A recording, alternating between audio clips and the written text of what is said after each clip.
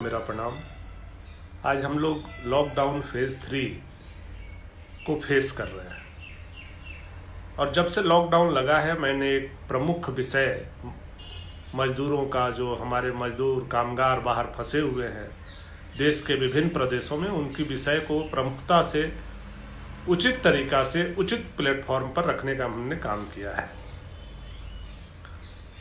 केंद्र सरकार के सहयोग के बाद मजदूरों के धीरे धीरे आने की प्रक्रिया प्रारंभ हुई है।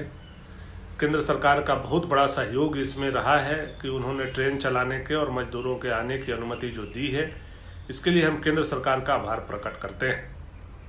लेकिन राज्य सरकार की जो गति है वो काफी धीमा है। आप देखिए कि जिस दिन से हमारे मजदूर आ रहे हैं, 3 दिनों के दरमियान लगभग 4000 मजदूर हमारे झारखंड प्रदेश में आए हैं।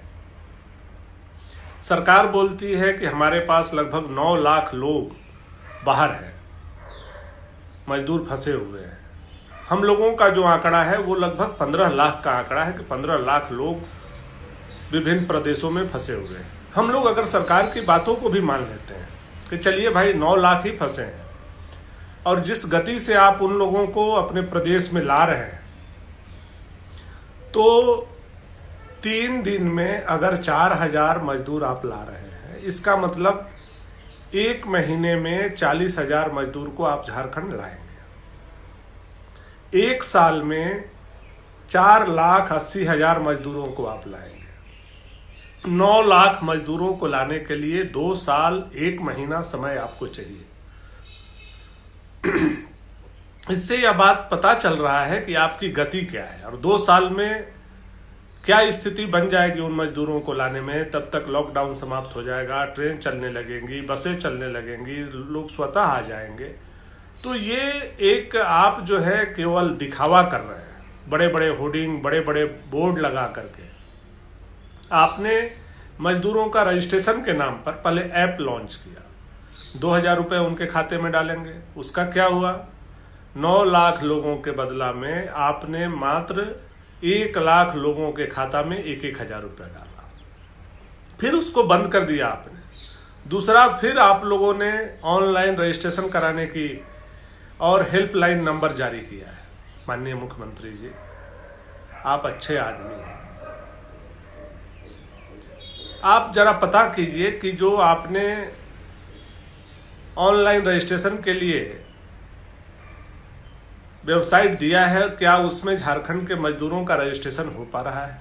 जहां तक मेरी जानकारी है, जो मैं फोन सुन रहा हूं, मजदूरों का रजिस्ट्रेशन उसमें नहीं हो रहा है। लोकल थाना, जब गांव में मजदूर दूर दूर फंसे हैं, लोकल थाना में जा रहे हैं तो उनका आवेदन एंटरटेन नहीं किया जा रहा है, नहीं लिया जा रहा है, उनको भगा दिया जा रहा है।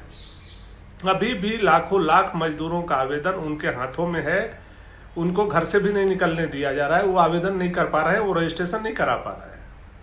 और आपकी जो गति लाने की है वो गति बता रही है कि 2 साल में ये मजदूर यहाँ आएंगे। तो आपको स्थिति स्पष्ट करनी चाहिए। आप मजदूरों को लाएंगे तो कितने दिनों में लाएंगे? क्या आपकी सरकार सारे मजदूरों को ला पाएगी? नहीं ला पाएगी। नहीं ला पाएगी तो उन मजदूरों को वहां आपके सरकार के द्वारा क्या व्यवस्था दिया जा रहा है? आज हम लोगों का हक भी है यह बात जानने का, और मजदूरों का भी हक है यह बात जानने का। ये लिपापोती से अब काम चलने वाला नहीं है। आपको जितना दिन गुमराह करना था, जितना दिन बेवकूफ बनाना था, उतना दिन आपने बना लिया। अब मजदूरों के लिए आपको करना ही होगा। चूंकि मुख्यमंत्री के कुर्सी पर आप बैठे हैं, आपकी सरकार बैठी है, और मजदूर आज जिस तरह से रो रहे हैं, गिलगिला रहे हैं, बिलबिला रहे हैं, मजदूरों की परेशानी आप नहीं समझ पा रहे हैं। हम लोग मजदूरों से सीधे सीधे कांटेक्ट में हैं, तो हम लोग जान रहे हैं कि मजदूरों की क्या स्थिति है। मैं आपसे 1-2 चीज आग्रह करूंगा कि जो मजदूर के लाने का गति है उसको बढ़ाया जाए। जो मजदूर आ रहे हैं उनको क्वारंटाइन सेंटर में अगर आप नहीं भी डालते हैं तो उनको पूरा मुकम्मल चेक करके उनको घर में होम क्वारंटाइन में आप रख रहे हैं, तो उनको खाने की अतिरिक्त व्यवस्था आपके द्वारा होनी चाहिए। और जो मजदूर पहले से आपकी सरकार बनने से सारी योजनाएं पूरे झारखंड प्रदेश में बंद है, कोई भी विकास की योजना नहीं चल रही है। जो गांव में मजदूर हैं उनको रोजगार उपलब्ध किया जाए, पुरानी योजनाओं को चालू किया जाए। जो मजदूर बाहर से आ रहे हैं उनको कैसे रोजगार मिले गांवों में, कैसे वो भरण पोषण अपने परिवार का करें, इसका पूरी प्लानिंग आपको करके सरकार को, जनता को बताना होगा। और अगर आप ऐसा नहीं कर पाते तो यह बात जन जन तक पहुंच रहा है कि झारखंड सरकार एक निकम्मी सरकार है, एक हवाबाज सरकार है, और वही एक सरकार करती है जो कांग्रेस इस सरकार से करवाना चाहती है। इसलिए मैं आग्रह करूंगा कि मजदूरों को लाने का गति आप तेज करें, और जो मजदूर आ रहे हैं उनको रोजगार दीजिए, और जितने विकास योजनाएं रुकी हुई हैं उन विकास योजनाओं को अविलंब प्राथमिकता के आधार पर आप चालू करें। सारे चीजों पर आप जो ताला बंद करके रखे हैं, इस ताला के लॉक को आपको खोलना होगा।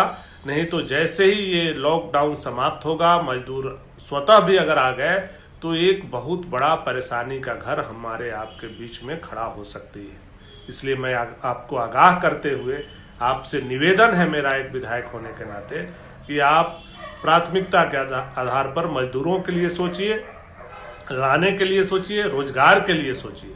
और एक बात स्मरण में आपको और दिलाना चाहता हूं माननीय मुख्यमंत्री जी कि 2014 में जब आप मुख्यमंत्री थे तो हमारे इलाके में पावर प्लांट का आपने शिलान्यास किया।